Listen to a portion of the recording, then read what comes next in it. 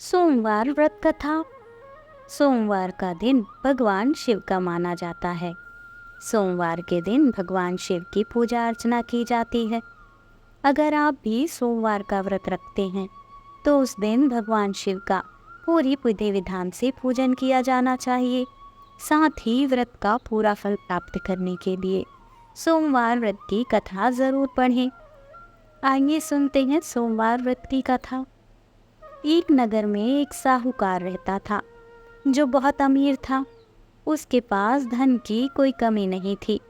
साहूकार के पास सभी सुख और ऐश्वर्य के साधन थे, किंतु उसको एक ही दुख था कि उसकी कोई औलाद नहीं थी। दिन रात वह इसी चिंता में लगा रहता और पुत्र पाने के लिए हर सोमवार को भगवान चंद्रदेव व शिव जी की पूजा करता और व्रत रखता था। साहूकार की भोलेनाथ के प्रति ऐसी भक्ति देखकर एक बार माँ पार्वती ने शिव जी से कहा कि हे नाथ, ये साहूकार आपका अनन्य भक्त है और सदैव ही आपका व्रत और पूजा भक्ति भाव से किया करता है। आप कृपा करके इसकी मनोकामना को पूरी करें। पार्वती जी के ऐसे वचन सुनकर भोलेनाथ ने कहा कि हे पार्वती, ये संसार एक कर्म क्षेत्र है।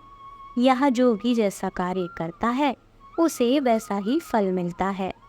अर्थात जैसा कार्य मनुष्य करता है वह वैसा ही परिणाम भोगता है।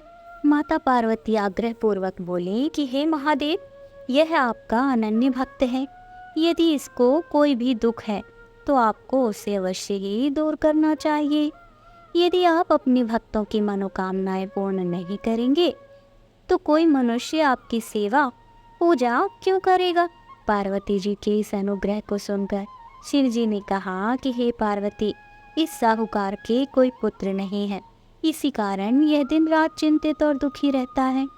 इसके भाग्य में संतान न होने पर भी मैं इसे पुत्र प्राप्ति के लिए वरदान देता हूँ, किंतु इसका पुत्र केवल 12 वर्ष ही जीवित रहेगा। इसके बाद वह मर जाएगा। इससे अधिक मैं और कुछ नहीं कर सकता। इस प्रकार से भगवान शिव ने साहूकार के स्वप्न में जाकर उसे ये बात बताई। ये सब बातें सुनकर साहूकार को ना ही खुशी हुई और ना ही कोई दुख। वह पूर्ववत शिव जी की पूजा और व्रत करता रहा। कुछ समय पश्चात साहूकार की पत्नी गर्भवती हुई और 10वें महीने में उसने एक अत्यंत सुंदर पुत्र को जन्म दिया। साहूकार के घर में बहुत खुशियां मनाई गईं, किंतु साहूकार को पता था कि उसके पुत्र की उम्र सिर्फ 12 वर्ष ही है, इसलिए उसे कोई खुशी नहीं हुई और इस संबंध में यह भेद उसने किसी को नहीं बताया। वह बालक धीरे धीरे बड़ा होने लगा। जब वह बालक 11 साल का हो गया तो बालक की माता ने साहूकार से उसके विवाह के लिए कहा, किंतु साहूकार ने कहा कि मैं इसे काशी जी में पढ़ने के लिए भेजूंगा। साहूकार ने अपने साले को बुलाकर कहा कि तुम इस बालक को काशी पढ़ाने ले जाओ और इसे विधिवत शिक्षा ग्रहण करा कर ले आओ।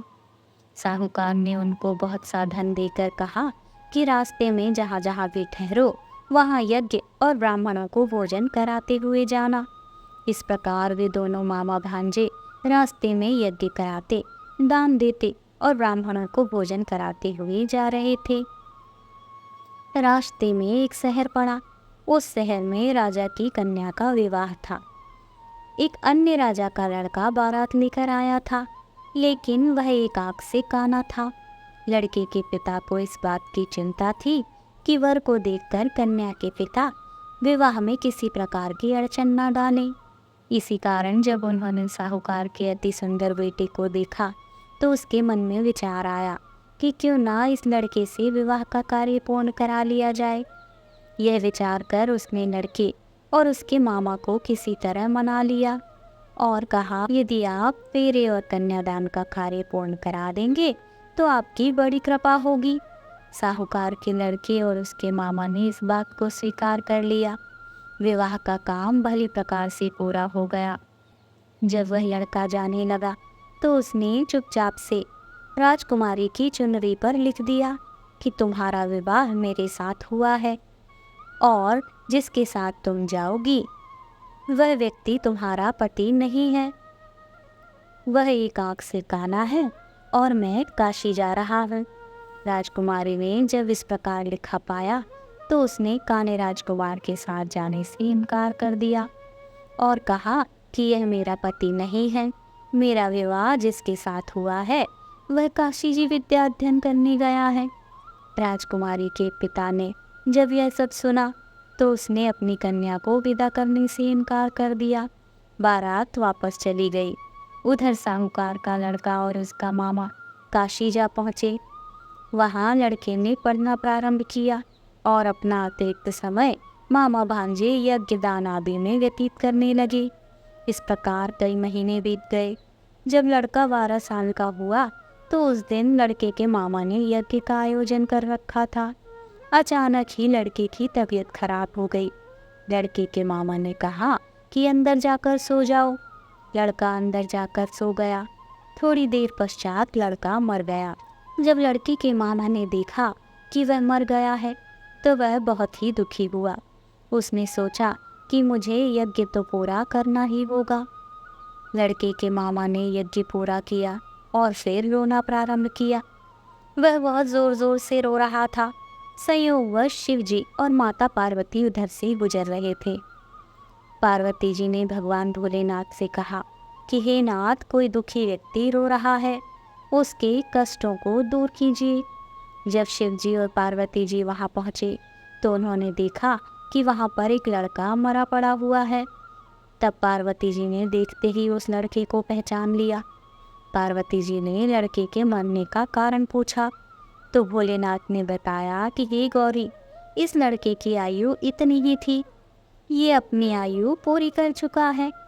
तब पार्वती जी ने विनम्रतापूर्वक कहा कि महाराज, कृपा करके आप इस लड़के को जीवित कर दीजिए, नहीं तो इसके माता पिता इसके वियोग में तड़प तड़प कर अपनी जान दे देंगे। माता पार्वती की बातें सुनकर शिव जी ने लड़के को पुनः जीवित कर दिया। शिव जी की कृपा से लड़का जीवित हो गया। शिव शंकर व पार्वती जी सिरधाम चले गए। शिक्षा पूरी होने पर लड़का और उसका मामा पहले की तरह यज्ञ करते, ब्राह्मणों को भोजन कराते तथा दक्षिणा देते हुए अपने घर की ओर चल दिए। रास्ते में दोनों उसी शहर में आए जहाँ पर उस लड़के की शादी हुई थी। वहाँ पहुंचकर दोनों ने यज्ञ करना शुरू किया। जब वे दोनों यज्ञ कर रहे थे तो उस लड़के के ससुर यानी वहाँ के राजा ने, जो उधर से घोड़े पर बैठकर अपने सेवकों के साथ जा रहा था, उसने लड़के को पहचान लिया। राजा ने महल में ले जाकर दोनों की खूब सेवा की। कुछ समय राजा के महल में रहने के बाद लड़के ने राजा से जाने की आज्ञा ली। राजा ने अपनी लड़की को लड़के के साथ विदा किया और साथ में बहुत सा धन व दास दासियों को भी भेजा। जब वे अपने शहर में आए तो लड़के के मामा ने कहा कि पहले मैं तुम्हारे माता पिता को तुम्हारे आने की खबर सुनाता हूँ, तुम तब तक यहीं आराम करो। ऐसा कहकर लड़के का मामा साहूकार को अपने पुत्र के आने की खबर देने आया और उसने देखा कि उसके बहन और बहनोई छत पर बैठे हुए हैं और उन्होंने यह प्रण कर रखा है कि यदि उनका बेटा जीवित लौट आया तो वे छत से नीचे उतर आएंगे, नहीं तो छत से कूदकर अपने प्राण त्याग देंगे। लड़के के मामा ने जब यह समाचार सुनाया कि उनका लड़का जीवित लौट आया है तो उन्हें विश्वास ही नहीं हुआ। तब लड़के के मामा ने शपथ खाकर कहा कि आपका पुत्र अपनी स्त्री और बहुत सी दास दासियों समेत घर आया है।